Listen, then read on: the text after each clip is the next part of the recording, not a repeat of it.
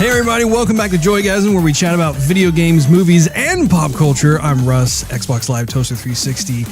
Sitting here is special guest Nick Goodrich from the Bombarded podcast as we web sling our way through episode 95 today, November 9th, 2018.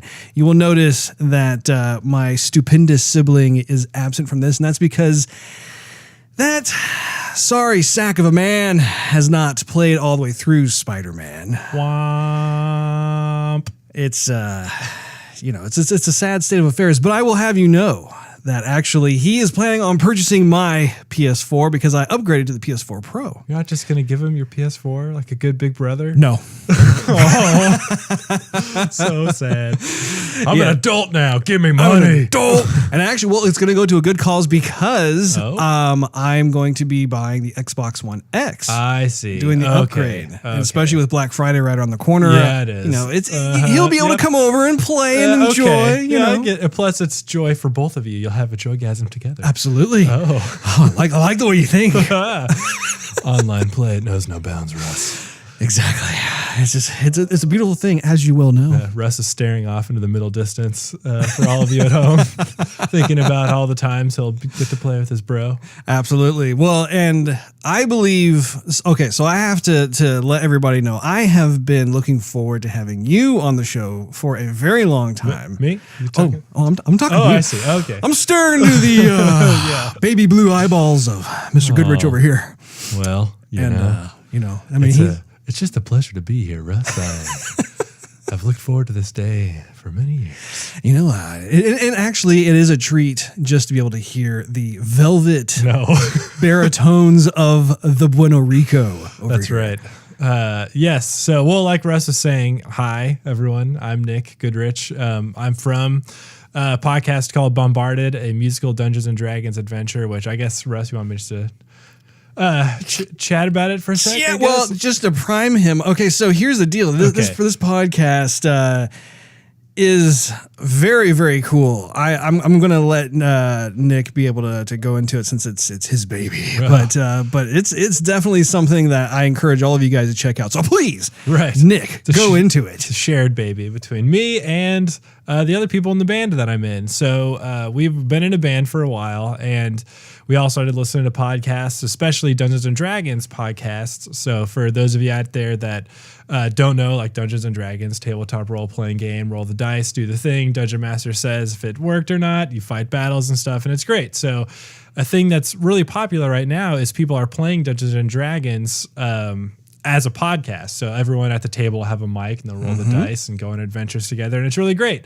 So we heard this and it was great. We were listening to it. We were playing Dungeons and Dragons one night, me and the band. And excuse me,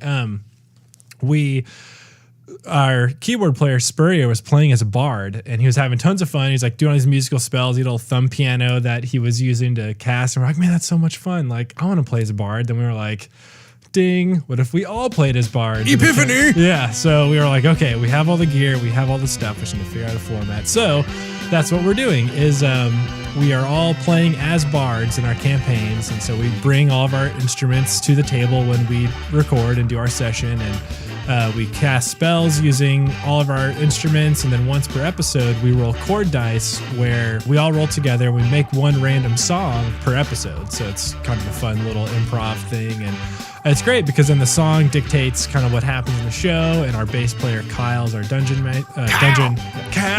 He's our dungeon maestro, we call him. So he's got the world and he kind of runs us through it, and it's been really great. It's been really great. We make a ton of music per episode, and just kind of goofing around as bards, because bards are traditionally thought of as kind of a goofy character. They're like, a lot of people joke like they're always promiscuous and always like singing their songs and seducing people and being all like, just like when you think of like someone in medieval times with like a lute or someone that's like going around and like playing songs and whatnot. So it's fun because we kind of have like just a musical take on it, and it's been really great, and we were having a lot of fun. If you're interested, bombardedcast.com is our site. Hit us up on social media at bombardedcast. And if you like D&D, if you like music, if you like, I don't know, bunch of goofy musicians goofing around with a bunch of goofs. That's us. So Well, and the concept is so cool because you all come from just a band background, and before you decided to pursue this whole podcast venture. Yeah, it's been fun because it's like we would never have thought we would create this much music in a podcast. Like, you know, there's always a classic band thing where it's like, okay, we got some songs, then we got to make an album, then we got to push the album, play shows, and then it's the next album. Then we do the same thing over and over again. So we're kind of doing that grind, and that's well and good and fun and important if you're a band because it teaches you a lot about everything, life, really. I mean, and so we were kind of, you know, like, well, what's the next thing we could do? Then the podcast has been great, and it's been a great outlet just to do music together and to just hang out together and tell a story together. And I think that's been really incredible and valuable just to be like, wow, I can't believe you can do all that just with silly old Dungeons and Dragons and some music, you know, like it's a great time. And I mean, and really, even if you're not interested in the show, like check out just playing Dungeons and Dragons. Like it's a lot of fun. Like it's something I didn't really think I was going to be that into. And then we started playing. I was like, oh, this is cool. Got my little stat sheet here. I mean, it's like playing a video game just on the table and with friends telling a story while you do it, completely random. And it's, I can't really think of anything else besides other tabletop role-playing games that have that sort of aspect to it. So I just love the concept too of just like, I mean, the name Bombarded, and you're all bards who literally you create original music for your show. It's true. And then on top of that, you actually make your music available for people who love the music and want to purchase an album or two or something like that. And you've got someone who's doing original artwork for the album covers. Yep. We try. It's kind of it's like being in a band, but also doing a Dungeons and Dragons podcast, I guess. I don't know. It's weird, but yeah, it's been really fun. Thank you. It's been a lot of fun. It's I keep saying it's been a lot of fun because that's all I can think about when we record and stuff is we're all tight. We're all we've been playing the band for years, and it's nice to have this kind of new fresh thing, and it's really endearing and really awesome for us to see like other people get into it and be like, yes, yeah, because like that's part of our goal really is to just like the joy and the love that we have with music and making music and just making music with each other and like telling a story. It's like, this is the coolest way that we could come up with to do that. And it was just like, yeah, I think this is going to work out. I think we're going to be all right, you know? Like, and see, for me, like I have never, ever played a D&D game. I have plenty of friends who are into it. They try and get me into it. You would be great. You and Steve would be fantastic at Dungeons and Dragons. Like with your personalities, just listening to this show and the two of you banter, like, it would be, I mean, you guys, I don't want to say start a Dungeons and Dragons podcast, but, you know, play Dungeons and Dragons. It's a lot of fun. I will have to give it a shot for sure, just because, just based on what I have seen, it does look like something that I could potentially, I think I would have a lot of fun just getting into character. Yeah. Like just doing that. It's great. I don't have a clue like how the rules work or anything else like that. All you got to get yourself, Russ, is a dungeon master. Oh. And maybe one other party member, you know. Would you be willing to be my dungeon master there, Nicholas? No. Oh, man. I'm not. No, being a dungeon master is completely, I mean, I probably could if I had time, but Ben, Russ, I edit the show, and that basically is that's my contribution because it takes a lot of time. But, yes. Dungeon masters, they're on a whole nother level of the game because they have to know, you know, they don't have to know it on the top. They don't have to know it off the top of their head, but they do need to like kind of be aware of the rules. And when a character's like, oh, can I do this? They need to know like, oh, sure you can. Or no, you can't. But what if you tried this? But it sounds like they're essentially like a game designer almost. Like they have to know everything inside and out. Like the rules are basically there just to guide you through what you're doing in the story. So it's more of like, well, and a lot of people play the game differently. A lot of people are really into stats and rules and like that has defined it. And that is awesome. Kyle, our dungeon meister, actually played 3.5, which was really the version of 3.5, I should say, which is kind of rules heavy. And 5 has been 5th edition, I should say, is the probably the most accessible version because it focuses more on, I think, like telling the story and your character and how your character fits into the world. And so really what the Dungeon Master does is like they get all that information and they have some sort of arc. And Wizards of the Coast, who makes Dungeons and Dragons, also has modules you can run a team or they call it your party through. Basically, they have kind of a thing that you could go do, or if you want to go explore the world, it's up to them to say, oh yeah, you go over there and you see this guy, and this guy's like, hey, why don't you go do this for me? And then you decide, they joke there are parties called murder hobos that just like, they get this character and they just want to like cast spells and just kill everyone they come across. But obviously you lose a lot of the game doing that. But if you play along with each other and work together and work with the dungeon master to kind of like accomplish your goals, it is the most rewarding storytelling I think I've ever been a part of, because like even with Kyle, when we're running sessions, he'll say, and I apologize if like this Dungeons and Dragons talk, if you're just like, skip to the video game. No.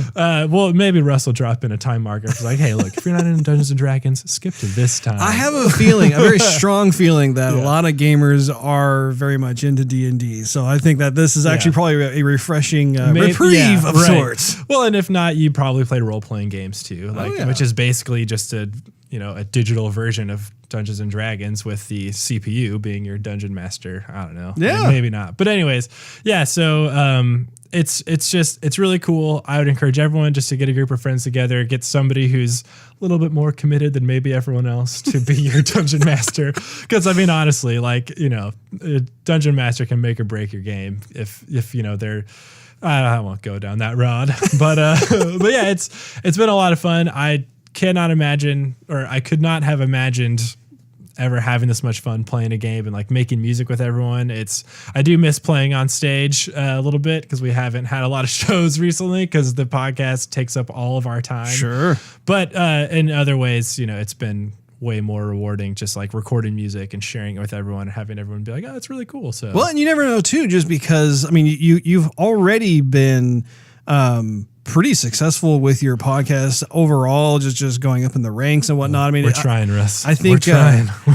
If I had to take out my proverbial crystal ball, I think that there's a very good chance that actually your band could probably actually do live performances based off the original music that you're doing. I mean, that'd be fantastic to go to different Comic-Cons and other types of functions where you'd be able to really let loose and talking about the dream, Russ. That'd be so great. Take Bombarded on the road. So like, hey, because I mean, that's what we do when we do the songs on the show. We try to make them to where we could perform them live. It's kind of a design principle, if you will, of like when we write the songs, because we're in the studio, you could add all sorts of things to the song, and it's like, well, we should make it to where we could recreate this live or play it live so that like it's not unbelievable in the story too. It's like, oh man, they only got 3 people. Like you can't, like how are there like an orchestra playing behind them? Like that doesn't make sense. So it makes sense in a way. Then also it kind of keeps us in check to like make sure that nothing goes off the rails hardcore. I have a special request to be the first Bombarded groupie. Well, Russ, play your cards right. Oh my. So let's go over to what we've been up to as of late. I just went through what I've been up to as of late. Let's go ahead and say that right just now. Bombarded every day, all day. I'm in a band. I do a podcast, and I play some video games here and there, and the end. Now, I know for a fact that you have been playing some Red Dead Redemption. Well, 2. Russ, I went out with them fellers, and those boys, we went down to Valentine, and yeah. I don't know. That's I've been playing some Red Dead. It's been really great. Although I know we're going to talk about Spider-Man here in a second. That was like my one hang up with Red Dead. And it's not even a hang up. It was just me being ill-informed, I guess, and not studying the controls as well as I should have. Because in Spider-Man on the PlayStation, R2 is what makes you run. And then in Red Dead, R2 is what shoots your weapon, Russ. So me and a couple of unfortunate characters in the game found that out the hard way. Yes. It just sucks. You were trying to web sling as Arthur Morgan? Yes, or I'm trying just to run as Arthur Morgan. I wind up whipping out my rifle and shooting a guy. And then, so I'm walking out of the train station and there's these 2 guys sitting on a fence. And I'm trying to catch up to someone else. And so I hit R2 to run. I wound up shooting the guy in the fence and he falls backwards. And then the other guy's like, oh my God, you killed him.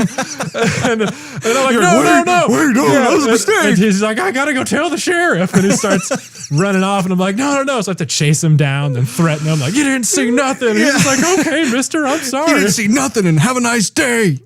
So that was my first couple of days playing Red Dead. It was just like, oh yeah, I got to go. Oh, I shot my horse. Like, dang it. Oh, crap. So Yeah, so it's been fun. Red Dead is wow. It's just it's on a whole nother level. I when I was installing it on the PlayStation with the I actually got the discs, which was weird. Oh, yeah, I know. I got them just because I wanted like the sweet map, that you get with the special edition. So I was like, I get there's 2 discs in there. I was like, all right, install a couple of install discs, whatever. It was taking forever. And I was like, well, it's going to be good. Don't worry about it. And I saw a bunch of people online were the same way, just joking about how long it took. But man, when I booted it up and started riding around the horse, you get transported, Russ. You really do. Steve and I were talking about our Red Dead Redemption impressions last week. And we were like, one of the things that actually I talked about was I loved how the game starts out in the sense that you're in this snowstorm. You can't really see a lot of things because I was talking about how like for just on a subconscious level, what it's doing is that it's wiping the slate clean in terms of how we live in a technologically advanced society today. Yeah. And so what's cool is that you're not even like put into like the town of Valentine, for instance, or seeing a lot. It's really whitewashed because of the blizzard and then the snows on everything else. And from a storytelling perspective, I was commenting on how that creates effectively a blank canvas for you to be transported into this world of cowboys and the 1897 or whatever year it was. 1899. 1899. Just a little big old metaphor, huh? It really was. I mean, I was totally geeking out about that, and especially too how they paced everything appropriately, where you start out there in that snowstorm, and then they will dole out to, now we're coming off the mountain, and now you get to see this splendid Mother Nature and all of its glory, kind of a thing. I will say, coming right out of Spider-Man, that it was kind of jarring because I was kind of like, we're still. Yeah, okay. Still in the mountain. That's all right. We're getting there. That's cool. And there are a couple of times where I was like, yeah, but there's so much more. I just want to go. And it really forced me to be like, okay, this is a new game. Got a new mindset. We're going to do it. It's going to be fine. You're just getting used to it. Then I would, of course, like whip my gun out and shoot someone on accident and be like, God, why can't I just get to the game? But it's fine. It's such a good game. It's just a good game. It's just in a world today, Russ, where you're just inundated with media. In a world full of media, full of opinions, one game full of ADD. Right. You have Red Dead. Yeah. Arthur Morgan. And it's been great. I've been having a super fun time. That and the podcast, man. That and work. That's it. Yeah, that's awesome. Yeah, I too, of course, have been playing Red Dead. I've also been playing. I've been kind of swapping back and forth because we're getting close to Christmas, and as a result, of course, we have all these games that are getting dropped. So, Soul Calibur 6, been having a lot of fun with that. Forza Horizon 4 racing game, that's been just a super fun game to be able to play through. And of course, Red Dead. Spider-Man just had their DLC drop, which we can talk about a little bit later. But are you going to get League of Legends after watching the KDA video? Oh my gosh. Okay. So talk about it, Russ. Yes, let's talk about it. Yeah. So, okay. Which really quick, you are recording, right? Okay. I'm sorry. We just jumped right into it, and I have like a ritual before we start recording because we have so many things happening that you're good. My bad. No, Russ. it is totally fine. Okay. We're coming. I'm like, I should have actually played like we weren't. I should have looked down and be like, oh, do I have to press the record button? It's I'm getting levels, but anyways. KDA, go. KDA. So, okay. Let me set the scene here. This is something that has dropped earlier this week. I would say about 2 or 3 days ago. So Riot Games. Who's that, Russ? Riot Games is this one company. For the 0.00001% of you out there who play games and don't know who they are, they make League of Legends. So they recently had kind of a con themselves. I know that we covered BlizzCon last week. I'm being 100% transparent here. I actually do not know what the conference is called that Riot Games puts on. Perhaps Senor Bonorico can take a look while I'm talking about this, but they had an announcement for League of Legends that it kind of centers around these 4 different female characters, and apparently they're going to be getting new skins for the game. And they decided to really go to town on how they were going to market this. And I think it's absolutely brilliant. They ended up spending a year. I was looking this up. They spent at least 12 months developing this music video of sorts with this very popular, it's all female pop group from South Korea. Link in the description. The what? I just said link in the description. Link in the description. And so they had this huge effort to incorporate this song, which I think it's called Pop Stars, like Pop/Stars. And they incorporated that into this music video that is completely CG. They combine all these motion graphics techniques, whether it's 2D or 3D or whatever. They did motion capture, everything else. And it is seriously one of the most visually arresting things I have seen this year. I mean, I watched it like 10 times last night, just analyzing every shot that they did. And at first I thought it was going to be, perhaps Riot had hired a third-party vendor to be able to create something this good. I mean, it's the production values on it are just AAA all the way across the board. And you, typically speaking, I mean, I've worked in the gaming industry long enough to tell you that, like, as a general rule, when you have something that's kind of acting as kind of a commercial or some sort of cinematic of sorts, you hire that out to a third-party vendor who specializes in doing that. Because you got to develop your game, Russ. There's this thing called a game that you have to develop. I know, man. But anyway, it was just amazing. Like, first of all, the song is very catchy. I'm not very well versed in kind of the K-pop scene, right? But this was just a really catchy tune. The graphics, though, like every shot, you and I sat down for the first time and watched it. Well, because Sergio came over, he's like, have you guys seen this? And I was like, I've seen people post about it, I just haven't had a chance to watch it. And we just sat there and watched it, and it was just like, this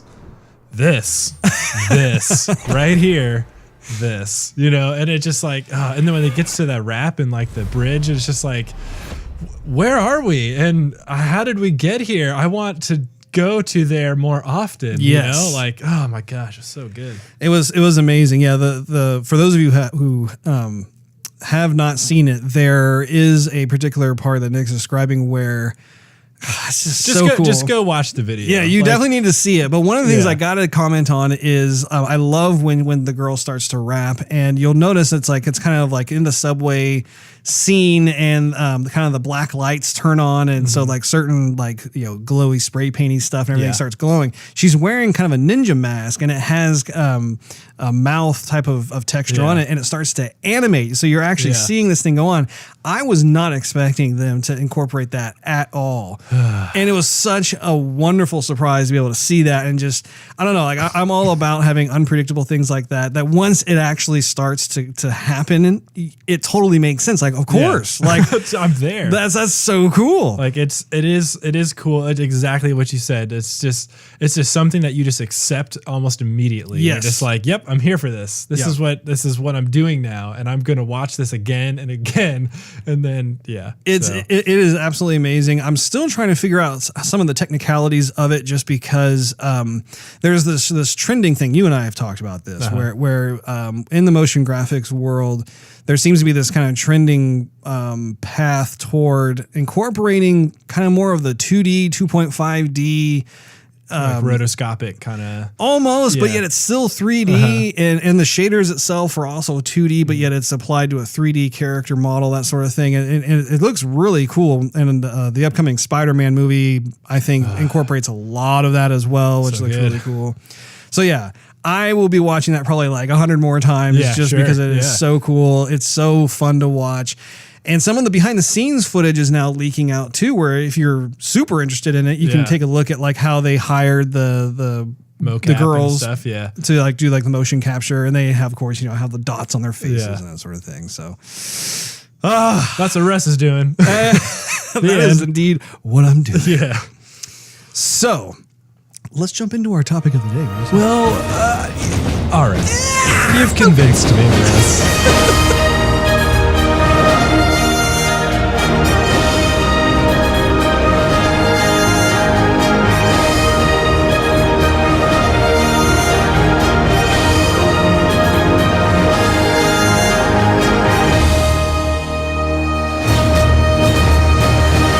before we actually dive in here, this is going to be a spoiler version of Spider-Man for the PlayStation Quattro. Ding. I think that's our elevator, Russ. That is indeed. Take a look at that, and it's beautiful. I have never seen a more beautiful elevator, Russ. it's done so well. spacious. They have lovely air conditioning in here. Thank God. Wonderful. Yes. Oh, it is like 40 something today in Texas, so it's not as. That's true. But anyways, let's go in. Okay.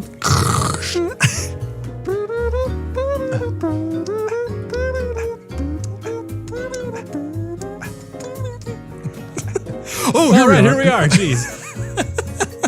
Fourth floor, Spider-Man spoilers, women's underwear. Well, it's red and blue and black in here. Thwip, thwip.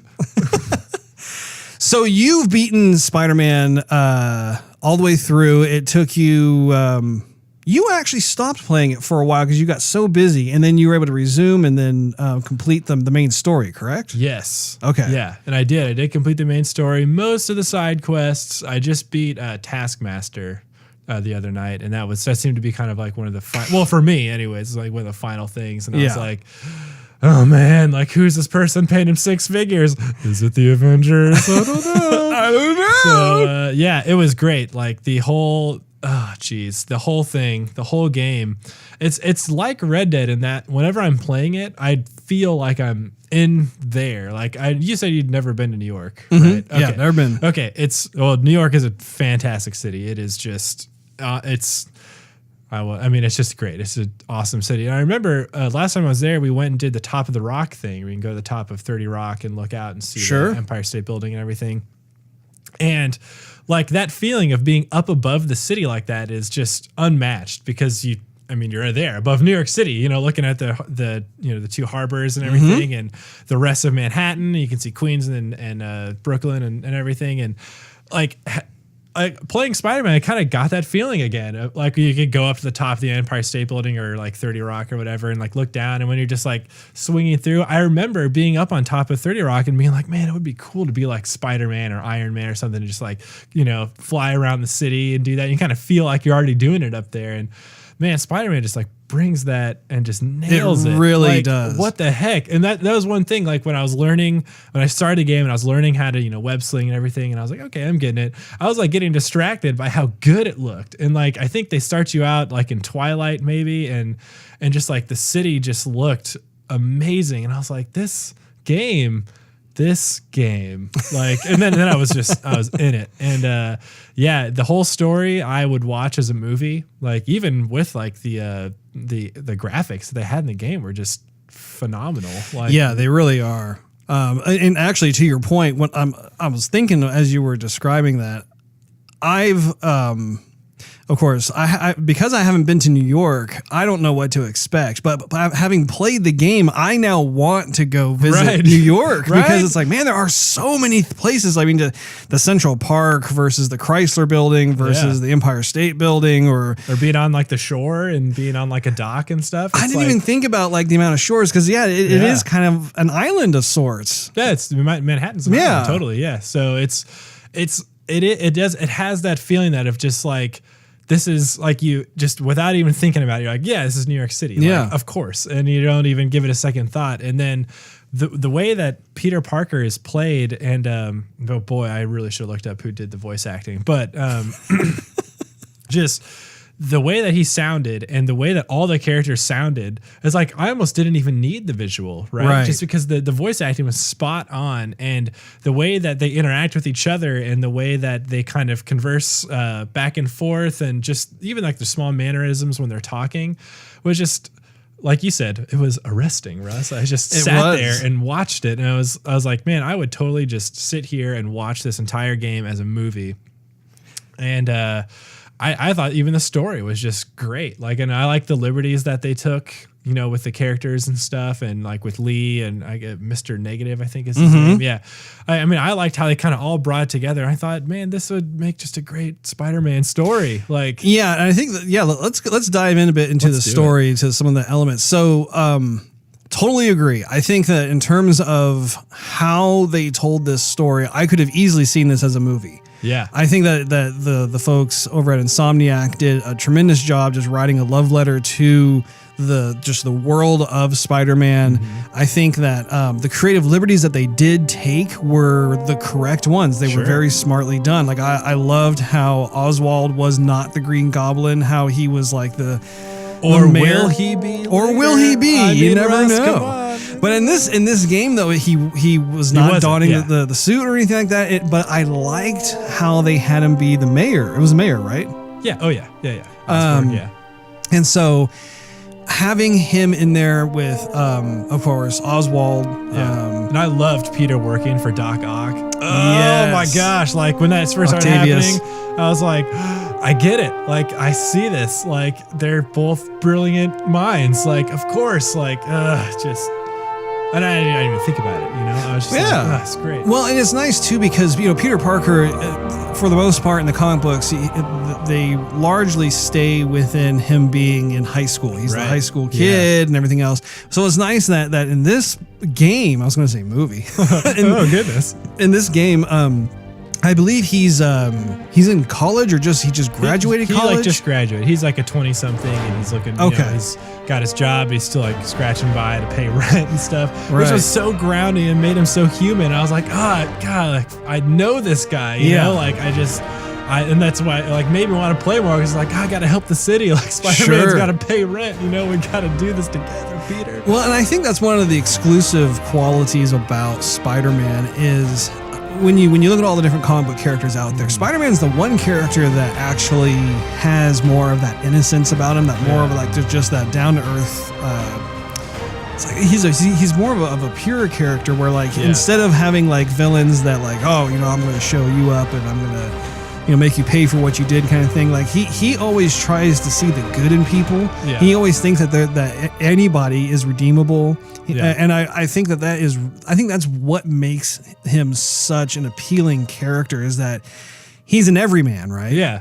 He has his own kind of flaws, so to speak, but also he always does his civic duty. And I think that more people wish studies for his tests, you know? Yeah. I mean, it's cool that he has that. And it's not lost in this game as he moves forward. He's at a school now of sorts and he's trying to find his way, which everybody does when they're done with college and they're trying to get their career started. It's like relatable. It's like I lived in a crummy apartment when I graduated college. Like, you know, I remember, and I wasn't out, you know, like web slinging around Manhattan, but I remember, you know, driving around like crazy, like trying to get stuff done. And it's like, oh crap, and I'm late for work. And like, oh geez, you know, like, God, just give me 5 more minutes and I gotta go do this and that. But, and I mean, and I grew up, like when I was in middle and high school is when like the first Spider-Man movies were coming out. And so for me, that was great because I was like, oh my gosh, like, yeah, a movie about Spider-Man, totally. Like, I'm into this. And I was starting to get into Spider-Man. I had gotten into him a little bit when I was in elementary school, and I just knew the basic, like Spider-Man, Venom, Green Goblin, and all the basics. When I started seeing the movies, I started to really get into Spider-Man and started kind of looking more into the character. And I was like, man, I dig this guy. Like, he's like, it's just like if I was bitten by a radioactive spider, that like I would be Spider-Man. That's the only thing separating me and him, right? And it's like, you know, with Tony Stark, it's like, well, I'm not a billionaire, and like with Thor, well, I'm not from Ragnarok, or I'm not, you know, a space alien from and you know all the other characters that have like kind of these crazy circumstances, but I really dig that, and I really thought the game was like, I kind of felt like I saw myself in that suit, Russ. Ooh. When I put on that punk Spider-Man suit, I was like, yeah, rock on, man. That's totally what I would wear if I was Spider-Man. But so let's talk about the character arc of Octavius. Sure. So in the game, it starts out with him kind of being Peter Parker's boss of sorts, is where Peter Parker is getting, you know, kind of his first career, like professional career job of sorts. Yeah. And I want to know from you, like, how did you feel about like where it began versus where it ended? Loved it. I mean, obviously, I didn't love that Doc Ock became Doc Ock. It was bad, but I mean, obviously, it was a great story. I mean, I hope that I'm not too much of like a yes man with you today, Russ. Like, no! I really just loved the game. No, and like you and I were kind of saying before, I don't play a lot of games recently, just because the podcast is kind of taken over my free time, which is fair. You're a busy man, Nick. I am, man. It's been just nuts, but I loved it, and like the final scene with him, like in the building, and man, God, just thinking about it, like. When they're both like brokenhearted and Peter's, is like, has to do the right thing. And that look on his face of just like just sadness, you know, like I've never in a game, well, Last of Us, that's a pretty close second in terms of like feeling sad. That's a game near and dear to Nick's heart. Have you played it yet? The Last of Us? Yeah. Yes. Okay. Geez. I remember. I told you. I remember a time when you hadn't played it, Russ, and I kept telling you, Russ, Last of Us is one of those games. It's an awesome game for sure. Anyway, so like I don't think since Last of Us and maybe the first Red Dead, I don't know, like have I felt like that sad about a character and like it's a tragic arc. Yeah, but like I got it, and when it happened, I was like, I'm kind of glad that they did this, because if they tried to like redeem him or something, I'd be kind of like, kind of cheated almost. Yeah, a little bit. And I was like, and now he'll just be on Raft, and or at the Raft, whatever. And we already kind of saw what happened to Miles, and so I'm already kind of feeling. Which Kate has totally called it. She's on the couch next to me, and like when that spider is on Mary Jane and Osborn's lab, she's like, spider's gonna bite Miles Morales, and I was like, man, you're totally right, what the heck? And then sure enough, she called it. Yeah, she bites him, and I was like, wow. And so anyways, probably a lot of people saw that coming. FYI, Yuri Lowenthal is the voice of Peter Parker. Oh man, Yuri, way to go. Not to be confused with Yuri Watanabe. No. Yeah. So anyways, yeah, that I loved Doc Ock's arc. I even loved like the puzzles that you got to do, the little like things. I dig on a puzzle game, and I really liked how they treated him. I liked that he was kind of Peter's mentor. That made it that much more heartbreaking when it was incredibly heartbreaking. Like, and you could see it just kind of go on this downhill spiral of sorts, where like who Octavius is, what's eventually going to happen. You didn't know how it was going to happen, how it was going to go down, but like I think so. One of my favorite parts of the entire game was when you're going to fisticuffs against Doc Ock, and part of your mask gets kind of thrashed of sorts. So it reveals partially Peter Parker's face. And Peter Parker realizes that Octavius always knew who he was. And then just that moment where that's the trigger. It's just Peter Parker was just like, you knew? He's just like, of course. Like, I'm a brilliant scientist. Like, how could I not work that out? I love the delivery of that line, like where he repeated it twice, and just the sense of just betrayal and just this flood of emotions where like he looked up to this guy, he wanted to try and help this person, and the whole time Octavius just knew that Peter Parker was Spider-Man and everything else, and just I don't know, like I cannot really count very many video games that has taken that type of approach from a story perspective. Yeah. Like righteous anger of Peter Parker of just being like, dude, like, yes, bro. Yes. Yeah. Very much so. And also too, just the complex relationships between Octavius and Oswald. Yeah. Where like they have a history. They almost kind of make me think of like an old bitter couple, like married couple or something. Which in a way they kind of were. Like, when you're a partner on a project like that, I mean, you probably see them just as much as your significant other. So it's, in a strange way, Russ, it could have been. It's very, very true. Yeah. So now, what did you think about when Peter Parker got to the other plot point of having to choose between giving the antidote to his aunt versus having to give it to like the rest of society kind of thing? I kind of figured he would give it to society. I mean, he's Spider-Man. Like, yes, it is tragic that this happened, but I mean, he's going to do the right thing. I thought he was. I mean, it was very. I mean, obviously that whole like sequence, man, like from there to the end was just like a. jeez, like here comes another one. It was just so the emotions were Yeah. so palpable, and the way that the story arced, just it was mature and it made sense. It wasn't nothing was ever shoehorned in Yeah. for just for effect. Yeah. And I found myself really appreciating it and just Except for maybe accepting sliding down the glass building. That seemed a little bit like, oh, look what we can do. It's like, cool. But Yeah, I was it there. was- it I was was there- there. it was very there for cinematic. it, though. I was just like, yeah, I want to do this. You're up there fighting them and you're, up in the air, like with these cranes and stuff. And you all of a sudden, like, I realized, like, I haven't touched the ground in like 5 minutes. Like, I'm just slinging around. And I was just like, that's great. Like, what the heck? Like, and you don't even realize it. And then I had that much more appreciation for the game where it's just Yeah. like, I'm using this mechanic of the game and like, I didn't even mean to, like, I'm just doing it because I am Spider-Man. I am Spider-Man. Totally. I have to web sling to defeat these guys. And that to me, I think was like the point where I was like, this is like, I'd already like loved the game up to that point and everything. But when that happened, I was like, dude, this game is just out of control. Like this is, yeah, I'm gonna put this one up there with games I totally love and would play again. Like, yeah, this is yeah, it. yeah, and we'll definitely. I want to talk about the gameplay about the game because there are several Let's do it. instances Right now. One more thing. Okay. Is I want to get your take on Miles Morales being in the game. I'm down. I told you, I don't want to seem like a yes man that's just like a fanboy of this game, but like really, I'm super excited for Into the Spider-Verse.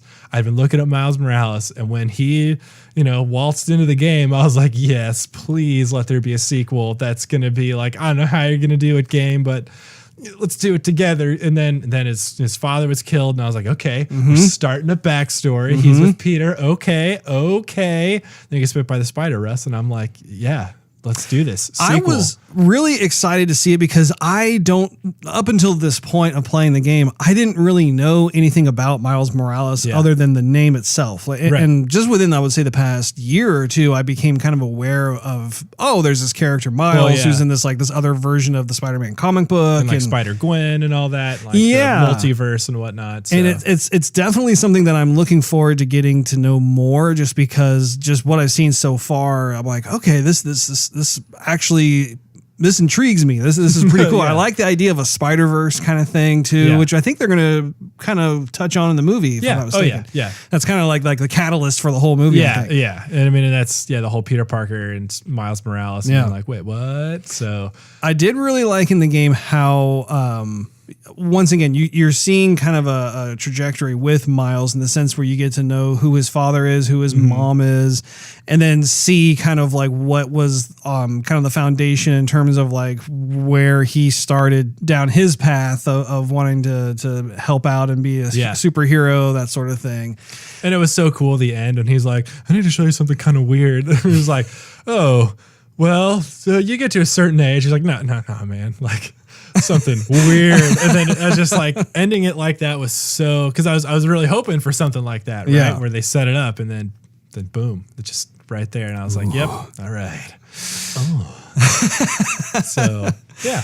So, okay, let's pivot into gameplay because I know you're chomping at the bit to be able to talk about some gameplay. I loved using R2 to run. And however, I see the necessity to also using it to shoot guns. So Did you have fun doing aerial acrobatics? Yes. Because I had a lot of fun somersaulting and doing some weird sideways stuff. I don't even know half the stuff what I was doing, but it was very satisfying. Unlocking that in the skill tree was a monumental day for me, Russ. Yes. I did it all the time. But I loved the mechanics. I thought it was all good. I liked how they kind of slowed stuff down when you're picking your little power. I liked the powers. I liked how there was always kind of something new to do when you're fighting, and it kind of felt kind of old school in a way where it's just like you have combo of buttons, and it's not like I don't really know. Maybe that's not that old school, but like it felt good, to like, triangle to do this and that, and get him up there and hold square to punch him up in the air and then do all the aerial stuff. Like I liked having those options. And then, when you're starting to run low or if you're getting tired, it's like, just launch a couple of bots or do a couple of, impact webs or whatever and, get it done that way. So, and I liked that there were a bunch of different, well, not a bunch, but that there were different kinds of bad guys. And you and me talked about this too, about how it kind of felt like Arkham in a way. Yes, very much so. Like a lot of the combat was inspired, I would say, by Arkham, which is funny because the folks at Insomniac, they kind of wince at that. They don't like it. I get it because as gaming studios, there's a natural competitiveness that goes on in terms of just you want to be original and if you're compared to another game, there tends to be kind of a for lack of a way of describing it. Kind of a I would go so far as to say there's almost like kind of a I don't want to say butthurt. It's not butthurt, but it's one of those things where like in this game, it's very obvious that you're not mad. You're just disappointed. We all get what you're saying, Russ. We understand. I'm trying to be able to describe exactly what's happening. But I think it was a good choice overall to have the sensibilities from the Arkham series in terms of the combat mechanics. Yeah. And on top of that, though, what was nice is that they did take original approaches to the web portion of the fighting. In fact, I would go so far as to say that they they designed it intentionally to give you the upper hand when you fight if you are more liberal with your web slinging itself. Yeah. If you're going just to fisticuffs, it doesn't really work out so well as opposed to Batman, which that is what he's known for. So it's just crazy combos and stuff. And I liked how they made their combo system where it's like you just do a bunch of stuff, just don't get shot or hit. And like I like that they made like, okay, if you just like stand on the ground and just punch someone over and over again, that's not Spider-Man. Like that you're doing it wrong. You need to be like slinging webs and jumping around and being agile. Yeah, exactly, because that's his thing. So I liked that. I liked that they kind of pushed you in that direction. I liked, just like swinging through New York.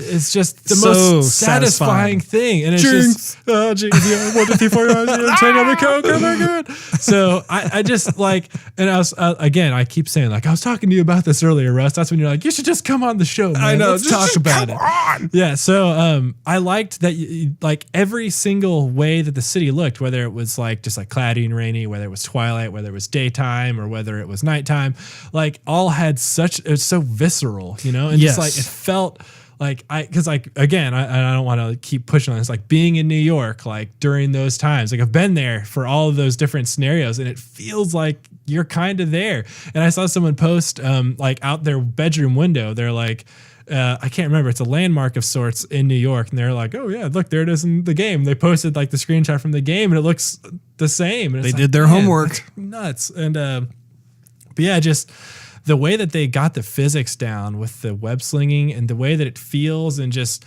if you run into a building, just run on it, man. It's all good. If you fall down, it's all right. Just get up. You can fall off the Empire State Building and just be like, yeah, I'm fine. Spider-Man. So I've been talking too quite a bit lately about how excited I am in terms of where the games industry is headed with regards to environmental fidelity. I think that what's great about Red Dead. Oh my gosh. Yes, please. Yeah. But even when it comes to Spider-Man, it's the same thing where you're traversing through this realized version of Manhattan. It's Manhattan, right? Yeah. Oh yeah. This is coming from the guy who's never been to Northeast. Say, poor Russ. Is that what they call that Manhattan over there?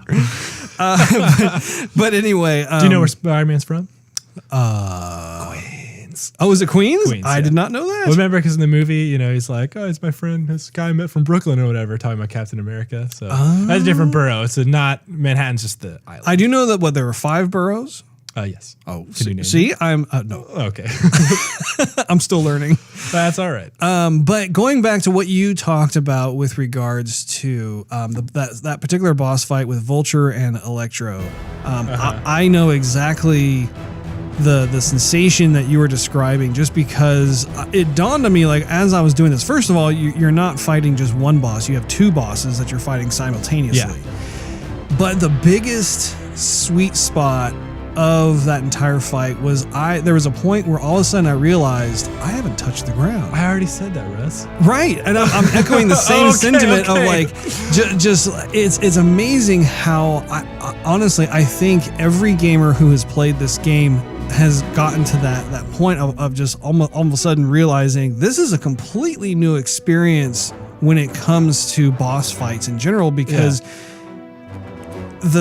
you're not even flying, you're swinging. Right, you're having to constantly keep yourself up in the air, and yet at the same time you're able to take on not one but two boss fights going on. Yeah, you just feel like you at that point it's like intuitive. You're just like, oh yeah, I just do this now because I'm Spider-Man. That's what happens when you're Spider-Man. So I think that is a triumph from Insomniac. I think that it was perfectly balanced, and it's and it's crazy too because later on you're fighting against Rhino and Scorpion. Yeah, that's more of a ground-based battle, but it doesn't have that epic feel that the Vulture and Electro fight had. Granted, it has its own kind of unique vibe to it because it's kind of cool because you have to kind of like sneak around. And you're dodging a lot too. Yeah, by Rhino because he's charging through everything else. But we're just two guys saying, God, was that game good? Man, golly gee, people listening are like, yes, it is a good game. Oh boy. Yeah, it nailed it on every. I mean, I don't know, like and especially for me because I don't have a lot of time to play games, so I like try out a bunch of games, right? And not to say that I'm like a picky gamer. It's just like when I'm gaming, it's like, okay, cool. Like I hope that this is really good, so that I come back to it and I don't feel like, oh, well, I could do this instead. You know what I mean? But with Spider-Man, it was like the last game I played that had that for me was Stardew Valley, where it was like, okay, I have to go and farm. Like I know it's a fictional farm and it's not real, but like I feel like if I'm not farming, like there are things dying on my farm or that my crops, they need me to be there for them. And I don't know if you've played Stardew Valley and you like it, you get what I'm saying. I don't think I've played it. That's okay. It's a great game. You totally should play it. It's like the most relaxing farm sim you could probably ever hope for. It's pixelated goodness and whatnot. The music is fantastic. But yeah, since then, I haven't like had a game where it was like, I have to go play this game. Like when I want to finish, the old school feeling of like, when you're a kid, you're like, I got to finish my homework so I can do the thing I want to do. Yeah. Like I haven't, like since Stardew Valley, I haven't had like a game like that where it's like, oh, I got to finish editing, or I got to like do the dishes, or I got to do this and that so I can go and play Spider-Man because I want to play Spider-Man so bad. And it's just like that. I don't know what I was talking about, but it's awesome. That feeling of a game. It was just like that. It was nice to have a game like that again, where I just felt like a need to play it. Right. Sure. So not just like, I got a few minutes. Like I'll go ahead and sit on the couch and play this game. Cause like for me, that's like no, what are you doing, man? You got this you got to do and this you got to do. So it's, you got to practice. You got to do this and that. So now, are you at 100% in the game? No, which is even more exciting for me. Cause like as we talk about it, I'm like, I want to go play it and get, beat all the, Den of Thieves. I can't remember what they're all the bases and whatnot. I'm missing one Spider-Man suit, and it's the one where the little preview is like his bare chest, and I'm like, what is this? Oh, right. Yeah, so I want it, but man, like that's another thing. Like all the spider suits were great. What did you have a favorite? My favorite is the one that was from the Avengers. The Iron Spidey whatever it is. Like I have always really loved that look. I think it's a unique look. It's not exactly 100% Spider-Man-ish, but at the same time, like I dig it. And the special power of the suit is very satisfying with like the huge spider legs coming out and clobbering baddies and that sort of thing. I played as the punk rock suit a bunch. Like that was one of the first ones I unlocked where I was like, I'm just going to use this one. And that the suits are customizable too. Like you could actually swap out the special powers. So if you want the punk rock suit, you can. Russ. But if you want the Iron Spider power ability or ultimate, whatever you want to call it. I know it's fantastic. And I liked how the suit stayed on you for cutscenes. That was cool. Yes. There were a couple, I think, where it put you back in the normal one, I think towards the end, because it was like a huge cinematic thing. So that was one when you got the suit that was based off the same tech that Octavius used for his Doc Ock suit. That's what I thought that was the one. That comic book suit, that was just so much fun. Like, yes. Oh my gosh. Like I loved That one and the punk rock suit, I think, were my two go-tos because they were just fantastic. And the new suit you get too is good. But yeah, man. Let's go into music. So Joe Pisano was the composer of the soundtrack in Spider-Man the game. This is one of the, again, kudos to this. I actually tweeted him just congratulating him on a job well done because all the music, like when you're swinging through Manhattan and like you just have the music swell. What I also thought from a sound design perspective, and you can definitely appreciate this. Is it when he's on the phone? Well, oh yes, when he's on the phone and like, go, got it, yeah, I'm almost there. And then if you're on the ground, he doesn't do that. Yes. Sorry, I did not mean to derail you. I just no. Yeah, go ahead. That was one of the components there. And then the other one was the music would swell and then kind of come back down based on what you're doing. So if you're just standing still, then the music will like fade away. If you start really exerting yourself and you're web slinging around or whatever, suddenly you have this huge crescendo and then the choir comes in, music's playing, that sort of thing.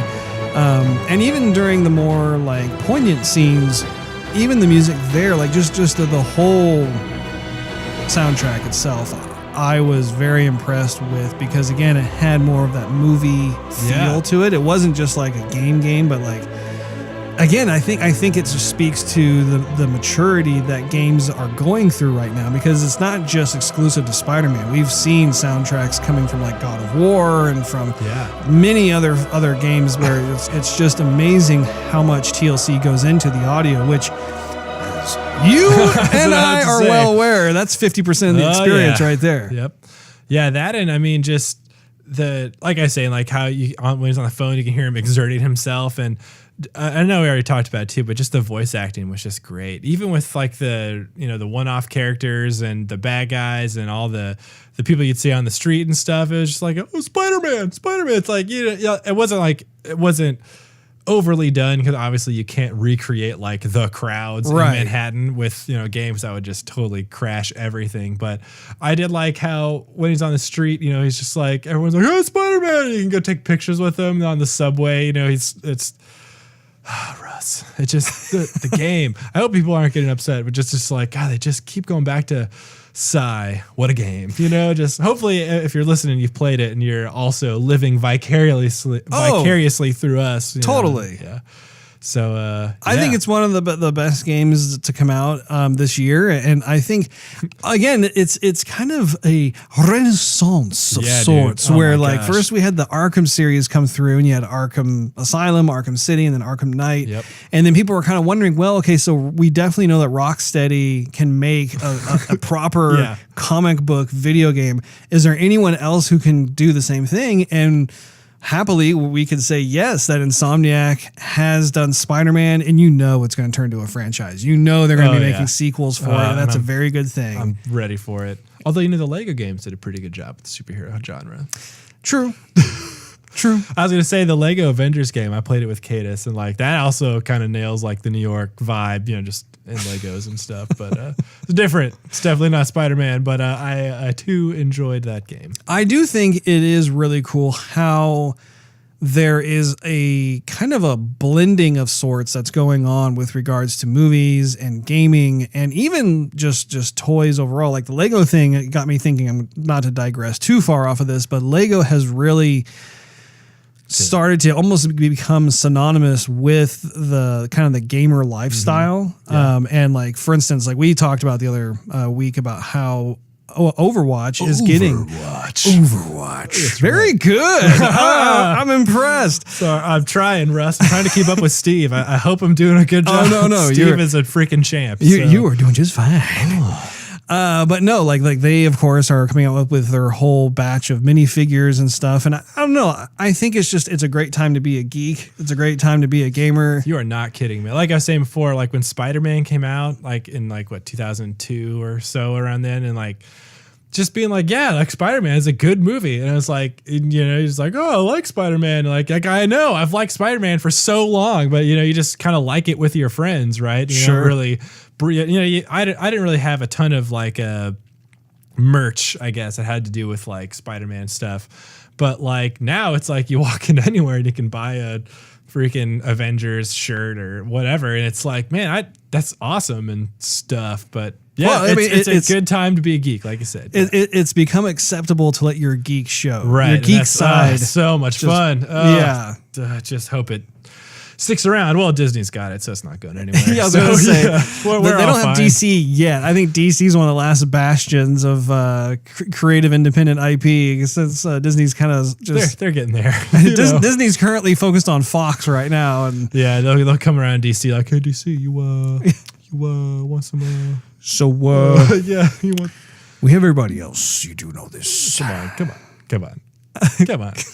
I mean, come on. You see these greenbacks? Yeah, You see this seriously. here? Holy crap.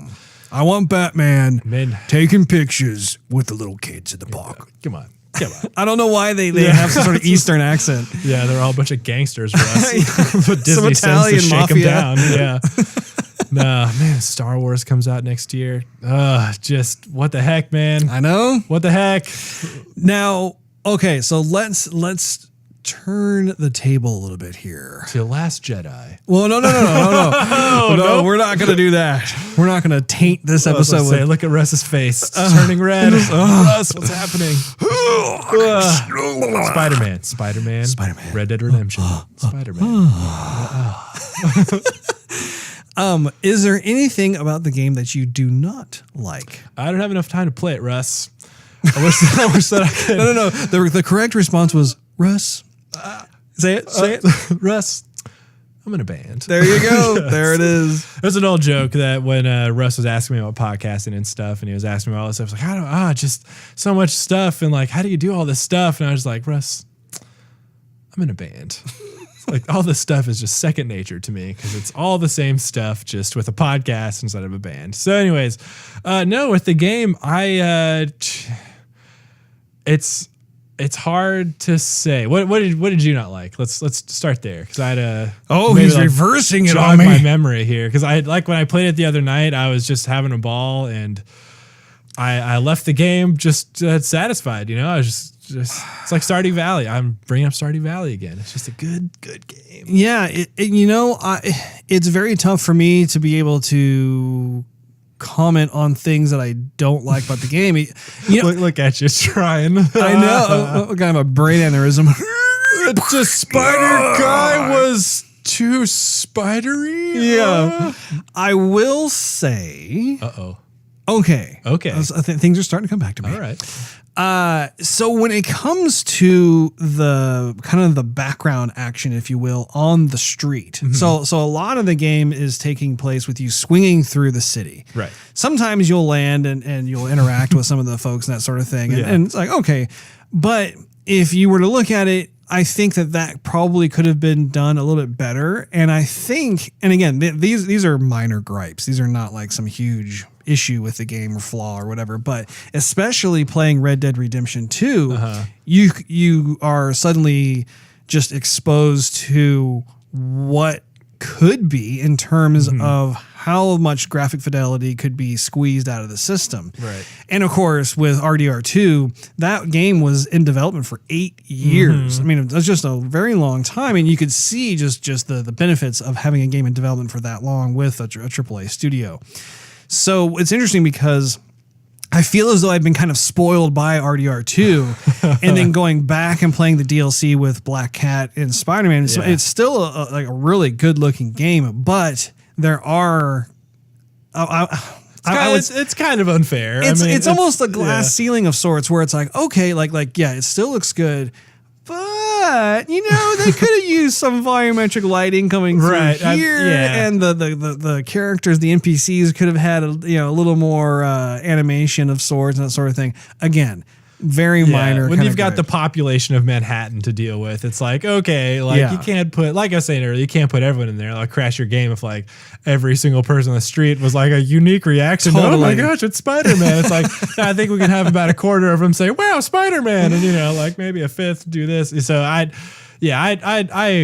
I don't know if I agree, Russ, but I see what you're saying. Like, Yeah. if it had taken more time and had a second disc to install, maybe then I am hard pressed. I'll put Yeah, it that way it's- to yeah. like actually find something that I really didn't like, because so much of the game was just extremely well thought out. I mean, Yeah. even like the small little mini games, like what you were talking about with the brain teasers of going through and finding like the correct formula compound of whatever Yeah. kind of science. I don't even know what it is, but it was just a lot of fun to have a break. And I think that was another thing too that I forgot to touch upon when we were talking about the gameplay.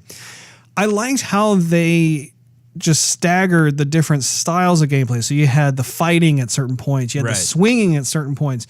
You got to play as Mary Jane and not do any kind of fighting. It was kind of more of the sneaking around, trying Yeah. not to get caught kind of thing. That was one thing maybe that I wasn't super into, but that's I think just a personal thing. Like I was there for the web slinging and the zooming through New York. So whenever I did those like sneaky sneak missions, I have kind of a pass with that, because when Skyrim came out, I played as a Khajiit and was like trying to like max out my sneaking. So I snuck everywhere, but that made the game like twice as long. So I was like, why did I do that? Like, why? But I was just like, oh, but I'm a sneaky little cat, you know, like go and pick everyone's pockets. My sneaks go up to 100. Yeah. So then like, I think when I was playing as like Mary Jane, like crouching behind everything, like miles getting through, I was like having flashbacks to Skyrim, be like, no, I don't like, I just want to play. So maybe it's just me, but even the stuff like, when you're in, oh geez, who's the mayor? Oswald? Oswald, no?